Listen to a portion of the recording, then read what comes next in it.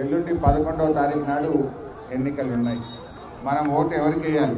అన్నం పెట్టిన వాళ్ళకి వేద్దామా, సున్నం పెట్టిన వాళ్ళకి వేద్దామా?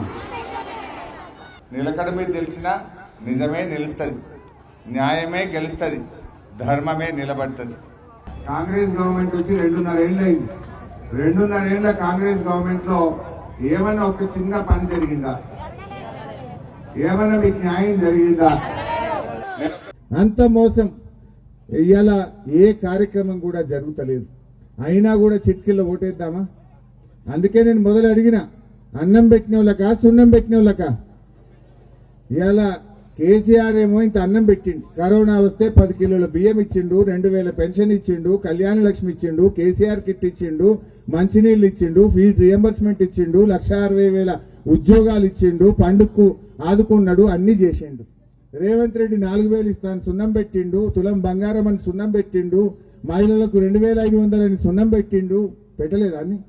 ఆయనేమో సున్నం పెట్టిండు, అన్నం పెట్టిందేమో కేసీఆర్. ఇక కాకపోతే ఒక్కటి చేసిండు, బస్సు ఫ్రీ. బస్సు తప్ప అంత తొస్సే కదా.